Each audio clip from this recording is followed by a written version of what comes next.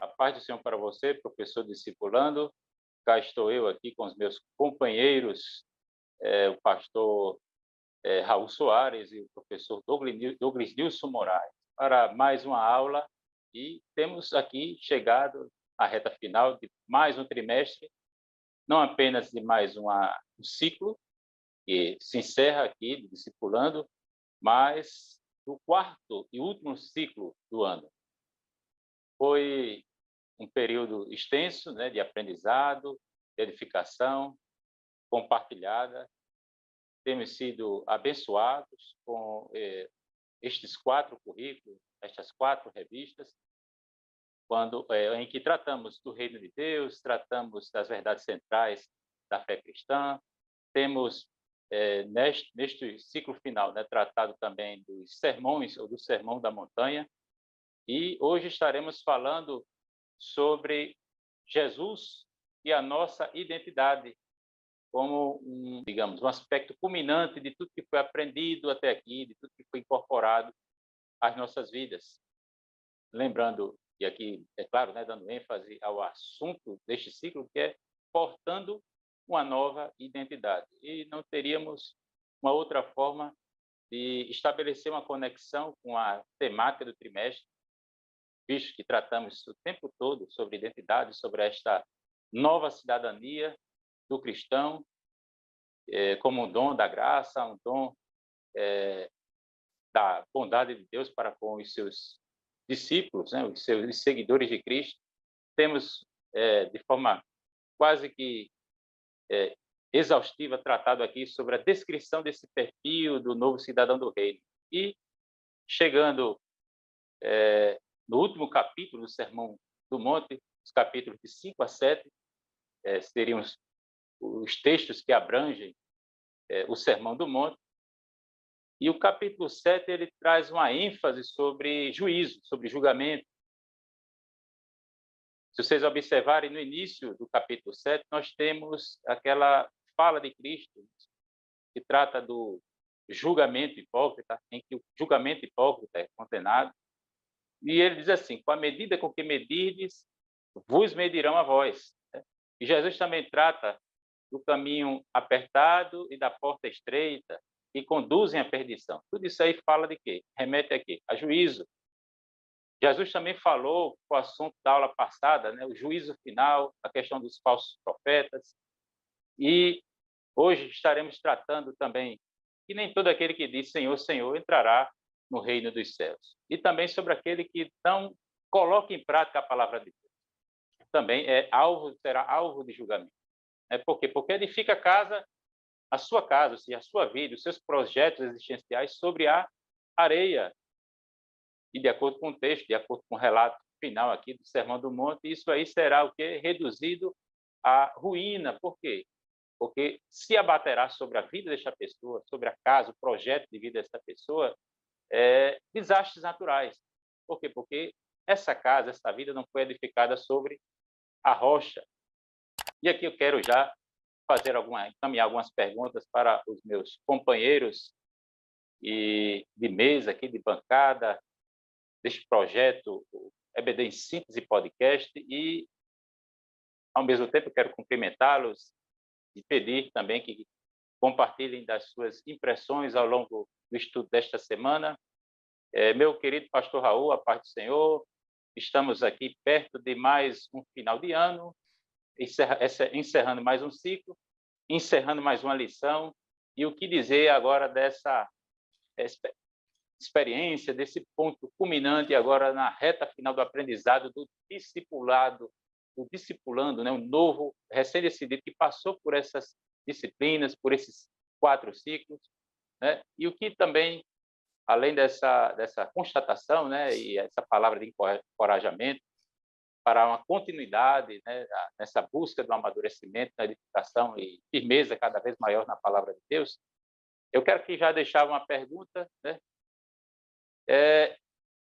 No texto da leitura bíblica em classe, né, que se encontra em Mateus capítulo 7, versículos de 21 a 29, nós temos uma expressão tanto entusiasta, né, uma frase: Senhor, Senhor, em Senhor, Senhor, em teu nome fizemos isso e aquilo. Ou seja, você tem aí o nome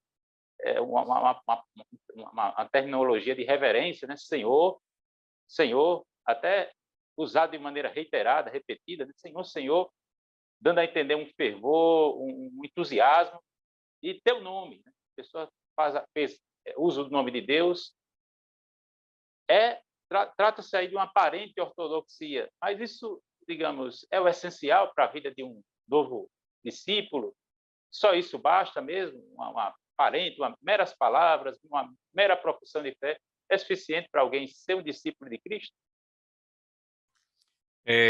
Moeli, a paz do Senhor, irmão Douglas Nilson. Ai, Senhor. Para nós, mais uma vez, é uma alegria, uma satisfação, um privilégio estarmos juntos para meditarmos na palavra de Deus e com alegria, digamos, maior ainda em saber que nós estamos concluindo mais esse ciclo, que com certeza foi muito proveitoso para todos nós, aprendemos muito, Deus falou muito conosco e certamente falou com o novo convertido, com os professores, com todos aqueles que tiveram acesso às lições anteriores. E para nós é um privilégio e agradeço a Deus pela oportunidade, agradeço ao senhor, irmão Eli, o irmão Douglas Nilson, por estar aqui compartilhando comigo e com todos desse conhecimento que nos enriquece em Cristo. E a sua pergunta sobre a ortodoxia, né, a aparente ortodoxia de ser fiel a uma regra, a uma doutrina, se isso é suficiente. Olha só, o contexto desta lição fala sobre a fidelidade, né, porque o tema é Jesus é a nossa identidade, ou seja, nós nos identificamos com Cristo. Ele é o nosso modelo, é o nosso mestre, a quem temos que imitá-lo, segui-lo, fazer aquilo que ele fez, nos esforçarmos para sermos como ele foi, em tudo, ainda que a gente não consiga, se frustre, mas o esforço tem que ser constante para imitá-lo. E se você obedece à palavra de Deus com sinceridade, você está no caminho certo, você está enquadrado aqui nesse texto, finalizando esse Sermão do Monte, como já dissemos em aulas anteriores, é o núcleo do cristianismo, esse Sermão do Monte, e ele fala, aquele que ouve as minhas palavras e as praticam, né, este é semelhante a um homem sensato, que construiu a sua casa na rocha, e essa casa está preparada para enfrentar as dificuldades que vão surgir naturalmente ao longo da vida. Então, se o homem, o cristão, observa a palavra de Deus, ele está enquadrado neste texto bíblico. Ele está sendo sensato, ele está fazendo aquilo que agrada ao Senhor. Do contrário, se ele apenas tem um aparente aspecto de piedade, mas não pratica aquilo que Jesus ensina, o que Deus quer de nós, então, se essa pessoa age assim, ela é considerada uma pessoa insensata que construiu a sua casa sobre a areia. E aí, as mesmas dificuldades que se abatem contra uma pessoa que guarda a palavra de Deus, se abate contra essa pessoa também. Só que essa pessoa não vai estar alicerçada, ela vai ruir, vai cair, vai ser grande a destruição. Então, a pessoa tem que praticar a palavra de Deus. Porque aqui, Jesus começa, nem todo, como você já disse aí, né? Quem me diz Senhor, Senhor, entrará no reino dos céus. Mas por quê? Ou das duas uma. Ou porque um dia praticou e no presente não se pratica mais a palavra de Deus, vive apenas do passado, vive apenas de aparência, ou porque nunca praticou a palavra de Deus. Então, o importante é se praticar no presente, porque o passado ele só vai ser importante para fins de salvação se o presente estiver alinhado com a vontade de Deus. Se o meu presente estiver alinhado com a vontade do Senhor, então o meu passado, seja ele bom, um passado em Cristo ou um passado fora de Cristo, ele vai contribuir de alguma maneira para glorificar a Deus. Agora, se eu no presente estou fora de Cristo, o meu passado ele vai ser apenas uma história vazia e não vai me servir para nada, para fins de salvação. Então, essa lição é muito profunda, é muito grande, né? Os ensinamentos, mas eu quero encerrar por aqui e já dizer, né, para responder sua pergunta objetivamente, tem que se praticar a palavra de Deus. O que está se requerendo, o que Deus requer é a sinceridade, não é a aparência, não é o fingimento. Deus não gosta de simulado, Deus gosta da pessoa sincera, né? Então é isso que Jesus está nos chamando a sermos sinceros. Obrigado, pastor Raul. Professor Douglas Nilson, pastor Raul acabou de corroborar com a ideia de que meras palavras, né, não bastam, né, para o discípulo, né, não, digamos, não é tudo o que se pode dizer sobre o discipulado. Às vezes uma ortodoxia aparente ela pode até fazer com que alguém se passe por um discípulo autêntico quando lhe falta, é claro, né, digamos, diante de um olhar mais atento, um acompanhamento mais direto, e falta essa pessoa uma perseverança e colocar em prática devidamente o que ela confessa, o que ela professa como sendo verdade da palavra de Deus. Professor Douglas Nilson, eu estou aqui agora lhe cumprimentando, a paz do Senhor, e qual a sua palavra de incentivo agora nessa reta final de mais um ciclo, e o que falar de um tipo de espiritualidade que, digamos, mais focada em resultados. Os resultados seriam tudo o que importa na vida cristã, né? Digamos, esse tipo de espiritualidade que nós vemos no texto, em teu nome profetizamos, ou seja, nós temos realizações aqui, né? Profecia, expulsão de demônios, realização de milagres, em teu nome fizemos maravilhas, ou seja, nós temos aí um ministério, né, portentoso, espiritual, sobrenatural, mas parece que falta aí integridade, caráter. O que você poderia acrescentar, professor Douglas Nilson? Pastor Moeli, pastor Raul, Ótimo. e todos os professores e alunos que nos acompanham, têm nos acompanhado semanalmente. Chegamos ao término desse quarto ciclo e já deixamos para você, novo convertido, que concluiu todas as etapas dos ciclos e tem nos acompanhado ao longo desse podcast, que o processo de discipulado ele não conclui quando você conclui 4 ciclos do discipulando.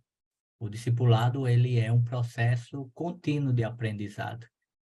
Por isso que nós temos uma escola dominical que trimestralmente muda um currículo, uma temática, mas sempre está enfatizando a importância de discipular.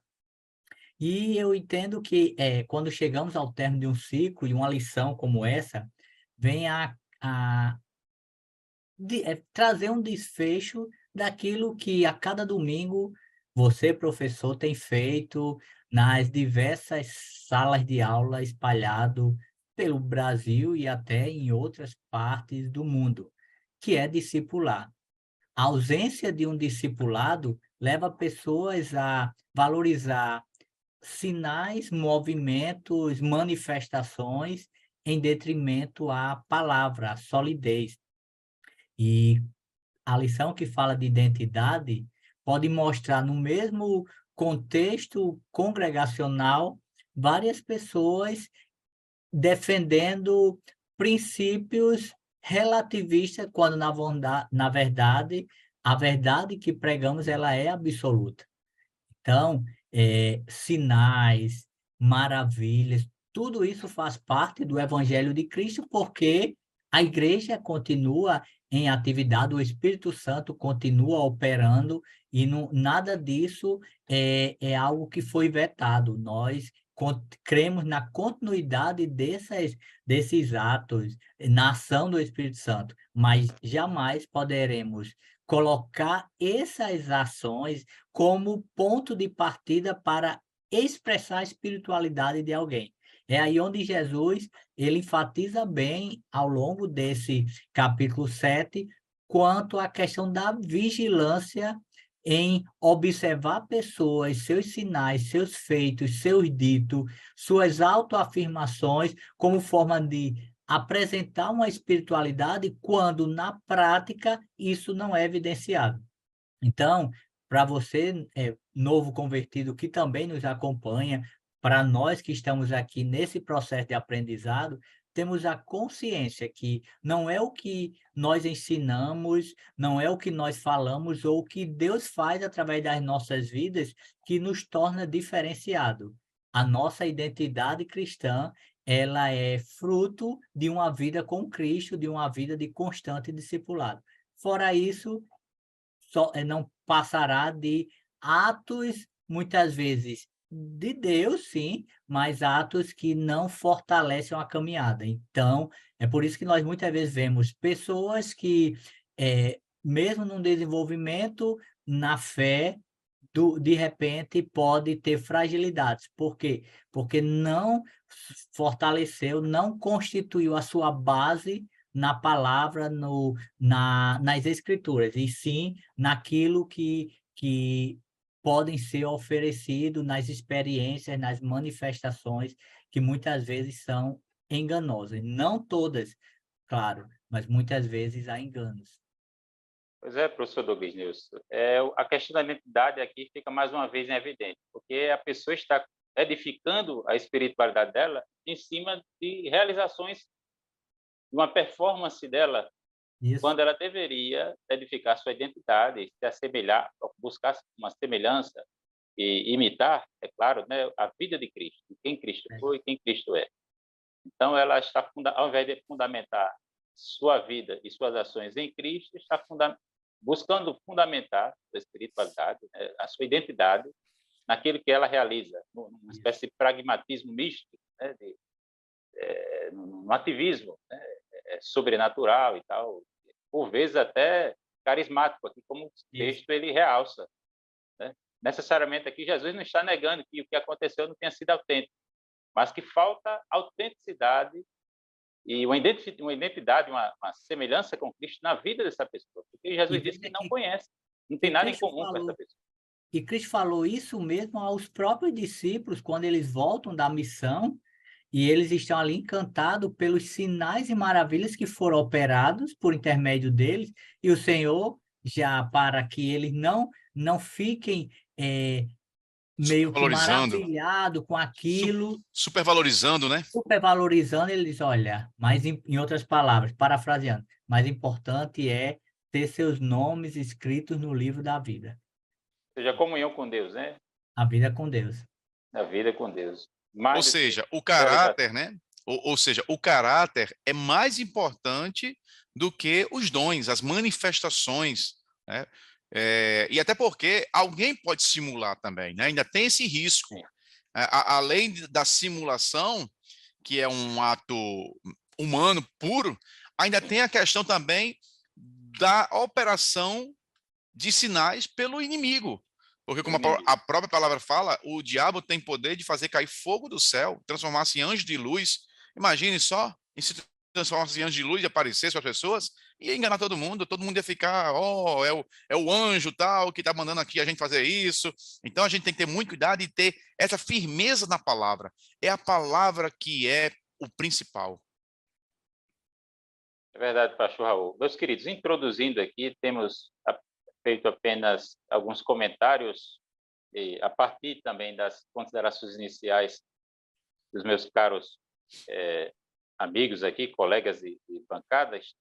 Aqui, a título de introdução, né, nós estaremos aqui discutindo a questão da identidade e temos falado sobre esse tipo de cristão, né, que se apoia digamos, numa lista numa relação de serviços prestados, de relevantes serviços prestados para Jesus, uma folha, né? Uma folha de serviço prestado para Jesus. O que é que nós identificamos aqui? Serviço, mas não identificamos relacionamento com Cristo. como já começamos a criticar e a denunciar desse tipo de perfil, que por vezes se passa por cristão, e que nós podemos, sim, com certeza, identificar no nosso meio, né? Em todos os contextos, há aqueles que têm problema com a verdade, com a autenticidade. Meus queridos, aí o novo convertido, né, e você que é professor, discipulando, né, particularmente, todos nós estamos sendo desafiados a viver este sermão do monte, este sermão do monte. Cristo está aqui denunciando aqueles que não vivem a sua palavra, que não estão, cuja vida não é coerente com o ensino de Cristo, né? E Jesus também, através desses últimos ensinamentos, né, preciosos ensinamentos, o que ele dá a entender? Que ninguém que entra no reino do céu é desobediente. A ênfase aqui é a desobediência, a vida da pessoa. A vida da pessoa em conformidade com o padrão que é revelado aqui no Sermão do Monte. Ou seja, fé e obras. Não adianta a pessoa dizer que tem fé, mas não mostrar ou não demonstrar a sua fé mediante as obras. Se a pessoa crê e tem fé em Deus, necessariamente essa fé ela tem resultado. Se é uma fé verdadeira, ela tem resultado. Ou seja, é uma fé obediente. Então, nenhum desobediente vai entrar no reino dos céus. É claro que ninguém vai para o céu apoiado ou fundamentado na sua obediência, mas com base na obediência e na retidão de Cristo, que é lhe imputada, né? Que é imputada a mim e a cada um dos meus queridos irmãos aqui. Mas ninguém... A salvação é pela fé, mas não existe fé sem obras. E, por outro lado, né, eu já falei aqui, ninguém vai entrar no céu também como desobediente. Nenhum desobediente vai entrar no céu. Então, deixando aqui uma pergunta, e aqui eu vou voltar aqui para meu colega aqui, Douglas Nilson, meu querido, né? Tenho aqui já adiantado esse ponto aqui. Alguém pode entrar no céu por causa da obediência? A obediência por si só, ela tem algum mérito? Alguém pode, digamos, estabelecer uma relação de credor e devedor com Deus? Não, porque eu obedeci, eu jejuei, eu fiz tal coisa, eu perseverei, aí agora o Senhor tem a obrigação de me salvar? Na verdade, é a fé condicionada previamente às obras, né? As minhas obras me levam à salvação. E nós sabemos que o único meio para a salvação é através da rendição a Cristo, é reconhecer que Cristo que eu sou um pecador, você é um pecador, mas Cristo é um Salvador perfeito e render-se a Ele para ser o nosso Senhor e o nosso Salvador. Não tem outro meio. A obediência, ela é consequência do meu ato primário, porque imagina, primeiro que é impossível alguém obedecer às escrituras sem estar rendido, mas por mais que eu dissesse, não, eu vou agora viver uma vida de obediência, vou me enclausurar, não vou viver numa prática pecaminosa, mesmo assim, se houvesse a possibilidade de alguém, algum homem, alguma mulher, viver uma vida isolada do mundo, do pecado, mas se essa pessoa não se render a Cristo, ou se a leitura, a meditação na palavra não levar à rendição a Cristo, então essa pessoa não tem uma vida rendida, devotada, e não podemos associar isso a alguém que vai alcançar a sua salvação por seus atos, porque assim o mérito não seria de Cristo, o mérito seria da pessoa. E na Bíblia nós vemos o caso do jovem rico. Havia muitos méritos que estavam sobre a sua vida. A comunidade tinha aquele homem como uma pessoa que certamente alcançaria o reino dos céus, porque na ótica da época local, uma pessoa que alcançava o favor de Deus, era próspero, então era alguém que tinha uma comunhão, digamos assim, uma vida com Deus. E naquele encontro com Jesus, o Senhor trouxe à tona a realidade do coração daquele homem. E isso expressiva para todo e qualquer ser humano, as minhas obras, os meus atos, as minhas bondades, se elas não estiverem previamente rendidas a Cristo, eu vou alcançar galardão, digamos assim, na terra. Eu vou ser reconhecido na terra, eu vou ser honrado na terra, eu vou ser até respeitado na terra, mas não vou, por si só, através delas, alcançar uma vida eterna com Cristo. O juízo final, o dia, né, vai trazer à luz tudo isso, né, vai revelar. Vai revelar. Professor Raul, e o que dizer também, por que Deus ele permitiria que alguém que depois vai se revelar como falso discípulo, né, teria, digamos, eventualmente feito algum milagre autêntico, mas por que Deus permite esse tipo de coisa? Deus é soberano, não é, irmão Eli? Deus é soberano e pode todas as coisas. Agora, existe, como eu já coloquei aqui no início, existe a possibilidade da pessoa ter recebido de Deus um dom né, de alguma área, Deus a usa, mas ela infelizmente se envaideceu com aquele dom, valorizou mais, Desencaminhou. desencaminhou-se, né? Valorizou mais o dom do que o próprio Deus. E vamos falar Ao aqui invés de daqui ser usada por Deus, passou a usar Deus, exato, vamos passou a falar usar aqui Deus, é o contrário, né? exatamente. Daqui a pouco vamos entrar aqui no ponto a condenação dos falsos profetas, que foi objeto da aula anterior, da lição passada, de domingo, né? Mas vamos entrar aqui também, que vai tocar aqui um ponto 1, e aí vamos falar sobre isso, porque a pessoa, ela começa bem, mas ela se desvia, como Saul. Saul começou bem, Saul foi cheio do Espírito Santo, mas ele desobedeceu.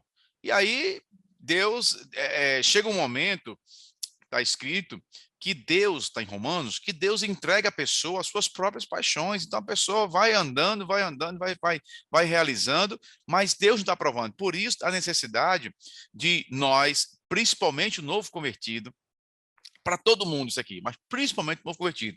O novo convertido está chegando agora no reino de Deus. Para ele tudo é novo. Então ele fica encantado quando alguém assim é usado por Deus, porque eu vivenciei isso, tanto eu na minha vida, como eu via na vida dos meus irmãos que tinham a mesma época de fé que eu tinha. Então a gente ficava assim maravilhado, às vezes eu lia um livro assim, ficava, oh, que coisa maravilhosa. Depois a gente foi crescendo, amadurecendo e vi, rapaz, essa pessoa aqui está fora da palavra, olha só, aqui está fora da palavra. Então o mais importante é a palavra de Biografias, né? Deus. Mais A importante é leitura de biografias. exato. E até pessoas mesmo que se apresentam na mídia ou que visitam a igreja e tal, fazendo isso, fazendo aquilo, mas uma vida totalmente contrária aos ensinamentos de Cristo. O mais importante é a palavra. O que nos identifica com Cristo não é fazer milagres, não é operar sinais, prodígios, maravilhas. Repito, o diabo, ele tem poder de fazer algumas maravilhas. Com a permissão de Deus, ele tem poder. Mas então a gente vai acreditar no diabo porque só porque ele está fazendo uma maravilha. Então temos que ficar atentos a isso, porque isso é muito convidativo para a gente se desviar da verdade. Então às vezes Deus permite que essas pessoas que já endureceram seu coração, já apostataram da fé, já estão distantes do Senhor, que eles possam seguir o seu caminho. E aí Deus vai se utilizar dele para a glorificação do nome do Senhor, mostrando que ele está errado, mostrando que o que não se deve fazer, né? Que a palavra se cumprindo na vida daquela pessoa, infelizmente, de forma negativa, né? Então, mais ou menos isso, Marli.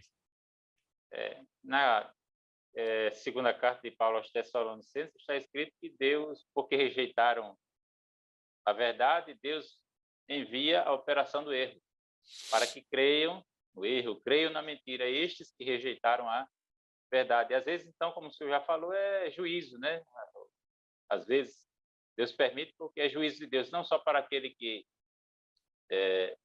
vive essa vida, digamos, de uma vida, ministério, digamos, narcisista, né?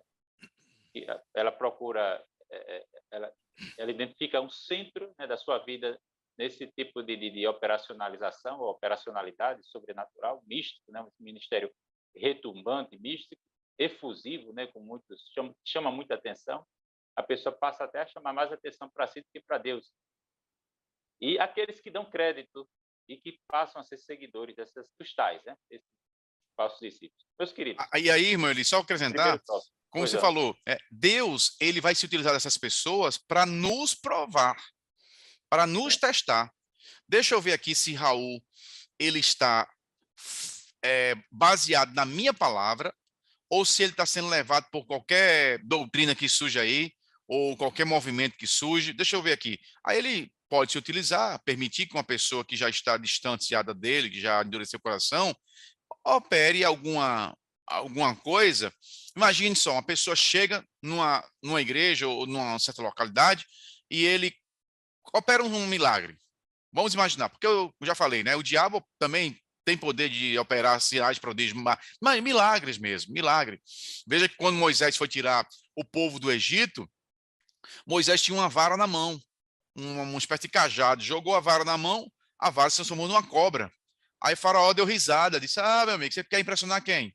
Os meus magos também fazem isso." E a Bíblia diz que cada um jogou a vara no chão e elas se transformaram em cobra também, em serpentes. Né? Só que a serpente que tinha se transformado do cajado lá de Moisés foi maior, engoliu todas as demais. Então, veja que Deus pode permitir. Né? Aí, imagina, a pessoa faz um milagre e começa a dizer: olha, temos que adorar São Gabriel. São Gabriel é um anjo que assiste diante de Deus. Está aqui, ó, está aqui em Daniel. Aqui é o livro de Daniel, tá vendo? Ele assiste diante de Deus. Então, ele é um anjo. Ele é um anjo. Então, meu irmão, a gente tem que ter firmeza na palavra e não nesses sinais que surgem por aí. É que temos cuidado com... Porque o sinal, ele aponta para algo além de si mesmo. E nem tudo que é sobrenatural vem de Deus. Meus queridos, primeiro tópico, a condenação dos falsos profetas. A condenação dos falsos profetas. Eu queria aqui só explicar uma questão aqui interessante, que é sobre dois tipos de engano ou de ilusão. Você tem algo muito óbvio, que seria o falso, né? Alguém que se utiliza da falsidade para enganar o outro. Mas tem uma outra questão, né? Tem uma outra dimensão aí da falsidade, que é quando o falso, ou alguém que é falso, por enganar a si mesmo. Né? Aí é que é complicado. Às vezes a pessoa está se enganando e ela sequer tem consciência. Então, como é que ela vai corrigir isso? Né? Então, existe uma gravidade, né? E é complicado. Como é que a pessoa pode lidar com isso? Né? Então, pastor Raul, aqui, retomando aqui a sua participação, o que leva alguém a desenvolver uma hipocrisia tal, né? Da qual ela não tenha sequer consciência. Aí como é que ficaria a situação dessa pessoa para ela se corrigir se ela seria incapaz de tratar dessa hipocrisia? Porque, digamos, existe um grau de inconsciência disso. É porque ela está se enganando, ela pensa que está fazendo o que é certo, que está fazendo algo para Deus. Aí como não cair nessa tentação, como lidar com isso e o que responder, o que aconselhar? Alguém, de repente, poderia levantar esse questionamento, né? Porque há pessoas que enganam conscientemente o outro, mas há pessoas que estão enganadas e não sabem que estão enganadas, equivocadas, sinceramente erradas. Infelizmente, irmão Eli, tem muitas pessoas que cauterizam a sua mente. E o que é cauterizar a mente? É ficar insensível à palavra de Deus. Ela pode começar certa, ela pode entender que a palavra de Deus, e aqui nós estamos falando de falsos profetas, né? Aquelas pessoas que profetizam falsamente, não tem nada de Deus. Ela, imagine que quando ela começou, Deus a usava. Deus de fato usava, mas era Deus que usava esse profeta, né? Essa pessoa. Deus é que usa. Só que tem um momento que Deus não quer usar. Imagine, eu sou usado por Deus hoje, aí todo mundo, oh, que coisa grande, Raul é o cara, é o profeta. Aí eu fico, se eu me envaidecer com aquilo, isso é um perigo. Porque no próximo culto, eu vou querer manter, se eu me envaidecer, né? Eu vou querer manter aquele status de profeta. Aí eu Cadê Deus? Cadê Deus? Cadê a palavra, Deus? Deus não dá a palavra, Deus não quer, Deus é soberano. Aí o que eu vou fazer para alimentar a minha vaidade, para manter aquele status de vaidade? Eu vou inventar.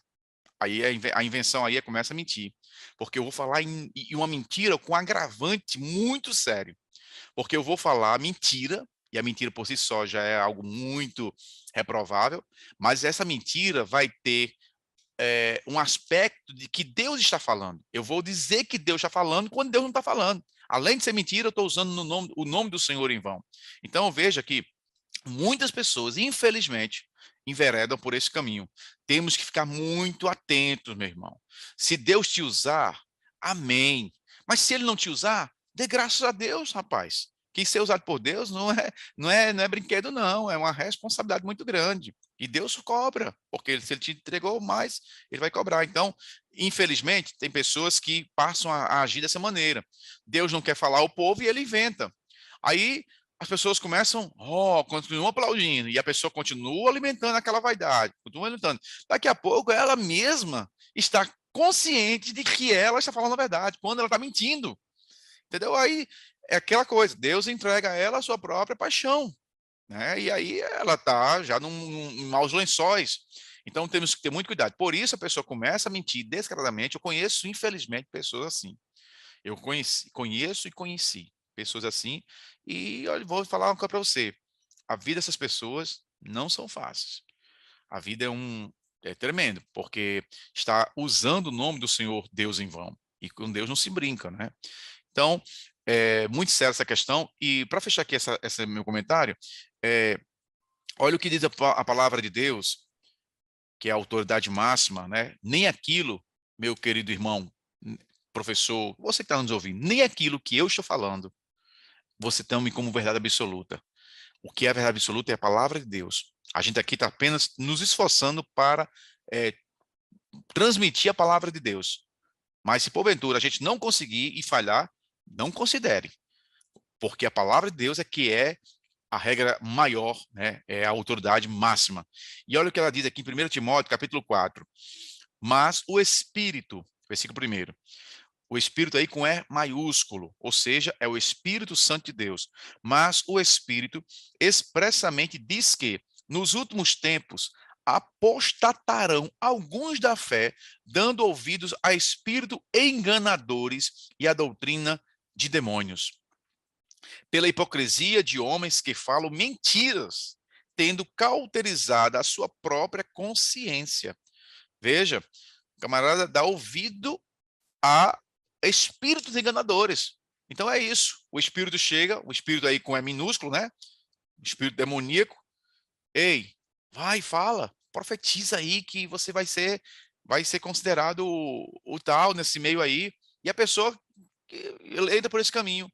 Quando ao invés de entrar pelo caminho da humildade, quer entrar pelo caminho do aplauso, né? Da vaidade. E aí ela se perde. Então temos que ter muito cuidado. Temos que ter cuidado com pessoas que agem dessa maneira e temos que ter cuidado conosco para que a gente não age dessa maneira. Que a gente, quando for usado pelo Senhor, diga: Senhor, tenha misericórdia de mim, Senhor. Fuja de ser usado pelo Senhor. Fuja. Sabe por quê? Nesse sentido, né? Sabe por quê? Porque quando você estiver fugindo, aí Deus te chama. E se Deus te chamar mesmo, aí entregue, faça, porque é melhor fazer. Tá entendendo, irmão? É muito delicado, irmão. Você está na presença do Senhor, Deus que criou todas as coisas. Não é um oba-oba, não. Ninguém faz essas coisas. Veja que os profetas, quando eles iam profetizar, quando eles recebiam mensagem de Deus, eles ficavam apavorados, desmaiavam, ficavam perturbados, que o negócio é sério. Não é uma brincadeira, né? Não é uma vaidade humana.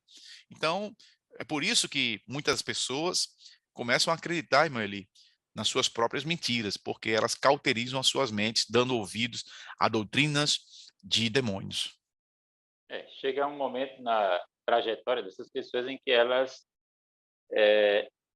se endurecem, né? Ficam empedernidas e a recuperação fica ainda mais difícil, né? Para o Espírito Santo tratá-las e reconduzi-las à lucidez. Professor Douglas Nilson, em poucas palavras, eu quero depois lhe encaminhar uma pergunta pertinente ao segundo tópico, mas só para a gente fechar aqui com a sua participação, esse primeiro tópico, mas considerando também aqui o horário já avançado, que tipo de autoexame a gente pode fazer, né, para não cair nessa tentação de ficar buscando falsas seguranças em cima de certas práticas, e que, por vezes, né, também levam a autodecepções, autoilusões? Eli, eu entendo que o que vai nos fortalecer na caminhada é a palavra. Então, todo e qualquer autoexame que não for fundamentada, primada na palavra, ela pode ser igualmente um autoengano. Então, nós, seja professor, seja novo convertido, ele precisa entender que toda e qualquer ação de Deus na vida dos homens, ela tem que estar alinhada com a palavra. Então, dito isso, eu, como crente, eu não preciso estar envolvido ou ansioso pelas ações que podem ser da parte de Deus, como também pode ser da parte do homem. Eu preciso ter uma vida que ame a palavra, que estude, medite, tenha uma vida diária com a palavra, porque feito isso, toda e qualquer ação que Deus venha fazer por intermédio de homem, ou qualquer ação enganosa da parte de homem, isso não vai me abalar profundamente pelo fato de eu estar alimentado. Em outras palavras, quem está com fome, qualquer comida enche a barriga. Quem está alimentado não vai ficar se enveredando por alguns pratos que são oferecidos. Então, o que vai nos Verdade. alimentar é a palavra. Meus queridos, obrigado, professor Douglas. Professor discipulando, estamos aqui no segundo tópico, em quem estamos alicerçados. É importante você orientar e conscientizar o novo convertido a ter muito cuidado com as influências que ele tem assimilado e pelas quais ele tem, digamos, optado e aderido, e às quais ele tem aderido, porque a todo instante estamos sofrendo e absorvendo algum tipo de influência, né, do meio em que vivemos, seja esse meio doméstico, acadêmico, secular, profissional, eclesiástico, e até da mídia, né, digamos, influências, né, num contexto totalmente diferente do nosso, mas somos afetados, né, por essas ferramentas aí tecnológicas, redes sociais, etc. E a gente busca nesses lugares uma identidade, a falta de identidade, como o professor Douglas já colocou, né? Esse vazio existencial, essa fome, essa falta de filtro, de critério, lhe leva a ficar refém dessas coisas, de falsas seguranças e pseudos identidades, pessoas que não têm ídolos, né? Que não têm condições nenhuma de oferecer significado útil para a sua vida, E é do coração do homem fabricar essa tendência para essa busca, né, por essa tensão por estar sempre buscando encontrar repouso em coisas aqui da terra, em bênçãos, por vezes até bênçãos, coisas boas, bênçãos temporais, mas a gente não pode fazer dessas bênçãos temporais ou coisas boas que Deus criou como se tratá-las como se elas fossem essenciais. E precisamos nos curvar ao senhorio de Cristo. Porque Jesus disse, neste finalzinho do capítulo 7, aquele que ouve estas minhas palavras, né, e as pratica. Preciso colocar em prática, porque no caso de Cristo, tudo que ele falou, ele viveu. Né? Havia uma perfeita sincronia, simbiose, consonância entre as coisas que Cristo falava e as coisas que ele vivia. Então, praticar aquilo que Cristo falou é o mesmo que praticar aquilo que Cristo viveu. Por quê? Porque a vida de Cristo era coerente, se coadunava com suas palavras, se coadunava com suas palavras, se coadunava com sua vida, com suas obras, e vice-versa. Aí eu quero aqui, professor Douglas Nilson, que significa praticar as palavras de Jesus né? E aqui eu já tenho chamado a atenção para essa coerência entre as palavras de Jesus e sua vida. O que mais você poderia desenvolver sobre essa realidade de Cristo, dessa necessidade, essa urgência de Cristo ser para cada um de nós um modelo, um exemplo, um poder, né, para uma vida transformada, um padrão para as nossas vidas. Como nós temos falado Não em só para o várias novo convertido, né, mas para cada um de nós. como nós temos falado a cada aula, o discipulado, ele não pode ser algo só teórico. Ele precisa refletir em ações práticas. E é isso que a lição do discipulado, em cada um dos ciclos, e esse mais fortemente em se tratando de um de uma passagem bíblica, com o Sermão da Montanha, é preciso que cada um de nós, como imitadores de Cristo, primeiramente conheçamos Cristo. E esse conhecer Cristo, ele está após o processo de conversão, eu me rendi a Cristo, e agora eu vou iniciar um processo de conhecimento. E como é que vai ser esse conhecimento? Através das Escrituras. Não tem qualquer outro meio. Claro, um professor vai lhe apresentar Cristo, se ele for fiel às Escrituras, ele vai falar de Cristo, suas práticas, mas eu, como discípulo, imitador, eu tenho acesso à fonte, eu preciso ir à fonte também. Conheço a história de Cristo, seu comportamento, suas ações, suas atitudes diante de ações humanas, perseguição, como ele se portou diante dos embates com o inimigo, como ele agiu diante de uma vida na terra, quais eram as suas prioridades. Então, isso eu vou conhecer através de examinar as Escrituras, para então colocar em prática. Se eu queira colocar em prática algo que eu não conheço, eu posso me tornar um religioso, agindo ao meu bel prazer. Se eu quiser apenas ler a palavra e achar que eu não preciso colocar em prática, eu sou igualmente um teórico. Eu vou conhecer, mas não vou praticar. E Jesus, ele condena. E então eu preciso viver as Escrituras, examinar, meditar para colocar em prática, porque é assim que o irmão Raul, que o irmão Eli vai olhar para mim e vai dizer: veja o Cristo na vida dele, porque eu não estou apenas apresentando um discurso, eu estou buscando viver esse discurso. Obrigado, professor Douglas. Pastor Raul, o que mais poderemos acrescentar aqui, só para fechar esse tópico e, em poucas palavras, para a gente avançar para o terceiro? Você falou o tópico 2, né, Meli? Finalzinho do tópico 2, o que a gente pode acrescentar sobre Certo. essas falsas seguranças, É, aquilo que pode substituir Cristo na vida, né? Veja só, como bem já falou o irmão Douglas Nilson, o mais importante é você praticar a palavra do Senhor. Nós temos que estar alicerçados nessa palavra. Nós temos que ser seguidores de Cristo, imitadores de Cristo. Tem um texto aqui na palavra de Deus que corrobora muito bem essa pergunta que você fez, irmão Eli.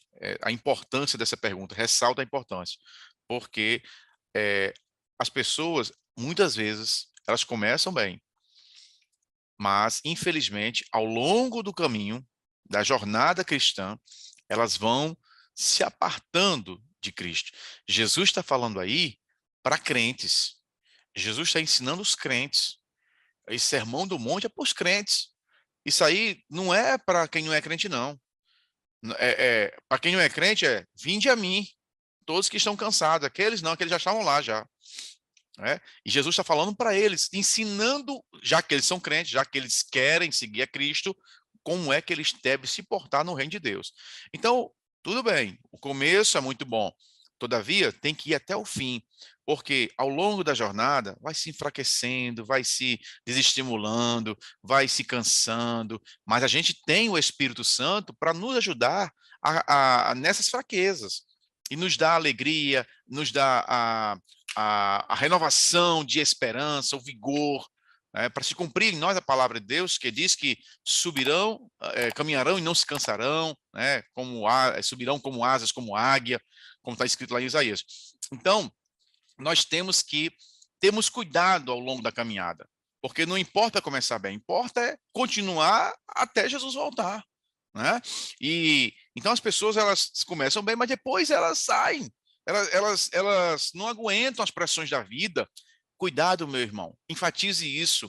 Vão surgir pressões da vida de todos os lados, mídia, mundo, seu desejo. Você vai ver um irmão, às vezes, com uma coisa, você vai querer, você não vai ter, não vai poder ter, porque é assim mesmo, o mundo é assim, a gente não tem tudo que a gente quer, e aí você pode se frustrar, e se você alimentar aquilo, você pode até partir por outros caminhos perigosos. Então, é muito difícil, né, a caminhada, mas não é impossível. Deus nos deixou, Jesus nos deixou o Espírito Santo. Aí está aqui o apóstolo Paulo, no capítulo 4 de 2 Timóteo, o versículo 3, diz assim: porque virá tempo em que não sofrerão a sã doutrina. Veja, Paulo está falando isso aqui para Timóteo, explicando a ele, explicando a nós, Deus está falando conosco, com todos nós, que vai chegar tempo que crentes não vão sofrer a doutrina, a santa doutrina, mas vão querer outra coisa. Tá vendo como é perigoso? Ó, porque virá tempo em que não sofrerão a sã doutrina, mas tendo comichão nos ouvidos, amontoarão para si doutores conforme as suas próprias concupiscências e desviarão os ouvidos da verdade, voltando às fábulas. Fábula não salva ninguém. Fábula leva para o inferno. Que quem salva é a palavra de Deus. Então, veja que a palavra de Deus está nos exortando, está nos alertando a respeito deste perigo. Então, a nossa fé não pode estar firmada em nada a não ser na palavra de Deus. Porque se a gente tirar a visão de Cristo, nós vamos certamente naufragar, como Pedro naufragou, como Pedro afundou quando andou sobre as águas, mas tirou a visão de Jesus. Então, nós estamos rodeados de desafios. A vida cristã não é fácil, não porque o jugo de Jesus é pesado, não é isso, mas porque existe uma correnteza contrária, que a culpa não é do Senhor, pelo contrário, Deus quer consertar isso e um dia vai consertar. Mas, por enquanto, nós estamos aqui neste planeta, neste mundo, andando contra uma correnteza, que tudo quer levar a gente para baixo, para o inferno. E Deus está nos estimulando a ir para cima, que é para o céu. Então, a gente tem que ter muito cuidado para que a gente não venha se desviar. Mantenha-se firme na fé. A gente não pode colocar nossa fé em nada, nem em homem, nem em obra, nem em feitos, nem em templos. Tem gente que se apega a um templo, mas tem gente que se apega, irmão, é uma bicicleta. Tem gente que idolatra uma bicicleta. Então, enfim, nós, irmãos, somos muito frágeis. E por isso nós temos que estar sempre orando. Aquilo que Jesus ensinou, a gente ao longo desse trimestre já tratou, né?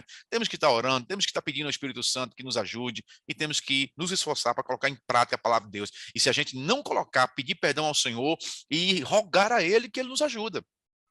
Obrigado, pastor Raul. Aí, só continuando aqui sua participação para a gente encerrar, né? Jesus, terceiro tópico. Jesus, nossa verdadeira identidade, há pessoas que adaptam Cristo a si mesmas, né? Quando elas deveriam adaptar a sua vida, né? O conceito correto de espiritualidade seria o inverso, ou seja, a pessoa se adapta a Cristo. Ser como Cristo é, ao invés de adaptar Cristo ao seu bel prazer, né? Ao seu gosto. O que a gente pode dizer sobre essa dificuldade, essa tentação, né, de você querer fazer com que Cristo se adapte a você quando deveria ser o contrário, né? Você ser e se adaptar a Cristo. E eu gostaria de pedir que você também aproveitasse para encaminhar suas considerações finais, enquanto der resposta à pergunta. Já chamamos isso aqui nosso limite do tempo.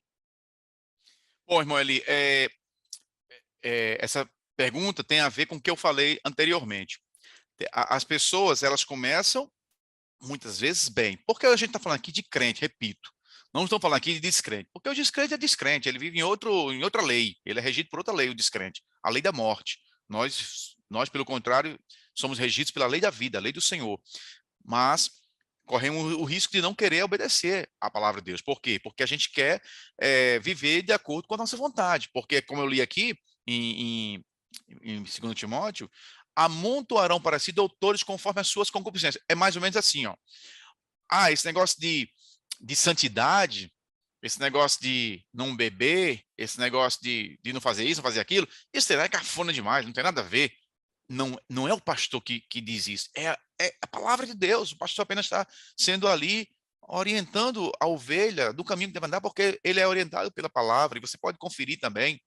Mas o negócio é que a pessoa acha chato essa regra do Senhor, aí tem uma pessoa ali que se diz pastor, que diz, venha para cá, aqui você pode fazer tudo isso. E eu vou te falar mais que aqui é melhor, porque aqui pode. Venha para cá. Aí ela diz, aí o camarada começa a dizer, venha para cá. Aí ela diz, não, porque aqui que é o correto. Aí ele começa a criar as doutrinas. Aí como aquela pessoa já quer achar, ela está buscando aquilo mesmo, então ela encontra.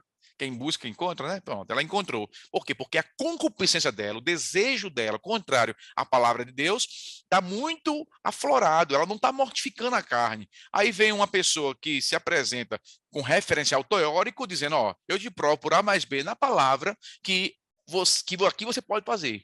Porque aqui, meu amigo, você é livre, pode fazer o que você quiser, está salvo, bababá, e esse discurso todo. E as pessoas vão porque elas estão se distanciando de Deus. É a palavra de Deus está falando, amontoarão para si doutores, meu amigo. Doutor não é qualquer um, não, é quem escreve muito, é quem impressiona pelos escritos. Doutor, conforme a concupiscência da pessoa, conforme o desejo caído da pessoa. Então, a máxima, para fechar aqui, a máxima do cristianismo, meu amigo, é o seguinte: você não é obrigado a seguir Jesus. Só quem salva é Jesus. Jesus é a porta, Jesus é o caminho, só vai a Deus por ele. Não existe outro atalho, não, outra janela. Você não é obrigado a seguir Jesus. Aí ele fala justamente isso aqui, ó. Lucas capítulo 9, versículo de número 23. E dizia a todos, a quem era crente, a quem era descrente, a mim, a você, diz a todos: se alguém quer vir após mim, ou seja, se alguém quiser me seguir, se alguém quiser ir para onde eu estou indo, que é o céu, negue-se a si mesmo e tome cada dia a sua cruz e siga-me, certo? Se, uma condicionante aí, se você quiser, não é obrigado não, mas eu gostaria muito que você viesse, mas se você não quiser, fazer o quê, né? É livre-arbítrio, dotei disso. Agora, se você quiser vir, saiba que aqui existe uma regra. A regra do reino não é a sua regra, é a regra do reino. Negue-se a si mesmo, submeta-se a essa regra, que é a cruz, e siga-me. Porque qualquer que quiser salvar a sua vida, vai perdê-la. Mas qualquer que, por amor de mim, perder a sua vida, vai salvá-la. Salvar a vida salvará. Então, Obrigado. para concluir, irmão Eli, eu quero agradecer a Deus pela oportunidade que tivemos ao longo desse ciclo, né, desse quarto ciclo. Foi muito bom, como já falei no início, e espero que tenha sido tão bom para os irmãos, os novos convertidos, para os professores, quanto tem sido bom para mim e, de acordo com o que nós temos conversado aqui, para nós todos, né? Deus continue abençoando a todos os nossos irmãos em Cristo Jesus. Professor Douglas Nilson, meu querido, como harmonizar o ensinamento do capítulo 7, né, e especialmente o que foi discutido nesta última aula, com as bem-aventuranças, ou seja, aquilo que nós tratamos no início, sobre aquelas qualidades do cidadão do reino. É possível a gente estabelecer alguma conexão aqui? E aproveite para, por favor, encaminhar também suas considerações finais, à medida que responder essa questão, por gentileza. Jesus, ao término das bem-aventuranças, ele vai dizer que não basta ouvir as suas palavras, é preciso colocá-las em práticas. O colocar em prática é que vai mostrar o quão você tem dado credibilidade a essas verdades. Eu acho que é isso que sintetiza. Jesus inicia apresentando diretrizes, princípios, verdades que são universais para um povo que estava na religião, mas sem conhecer o centro dessa religião. Então, Jesus conclui de forma sabiamente e de forma sucinta, dizendo, ó, falei tudo isso essas são a verdade, esse é o resumo da lei, mas agora o que vai dizer se você realmente deu ouvido é como você vai colocá-lo em prática, é como você vai considerar. E é essa aplicação que nós levamos para os nossos alunos. Terminou o ciclo. O que vai dizer o fruto, a frutificação desse ciclo, dessas aulas, é o quanto você vai estar parecendo com Cristo, é o colocar em prática. Do contrário, foram aulas, foram manhãs dominicais, foram horas assistindo esse podcast, mas ele não gerou a transformação que só a palavra é capaz de transformar. O nosso desejo é que, de modo tal como a nossa expectativa, ela gere frutificação, transformação na vida dos alunos, assim como tem feito nas nossas vidas e extensivamente a todos aqueles que são alcançados por esse podcast. Nossa gratidão por concluir mais um ciclo e esperamos que no próximo ano, a você que não concluiu todos os ciclos, chegou no meio da jornada, esteja conosco e esperamos continuar nesta jornada de discipulado. Deus abençoe. Agradeço mais uma vez a presença dos amados irmãos e continuemos. Obrigado pela contribuição, professor Douglas News, professor Raul.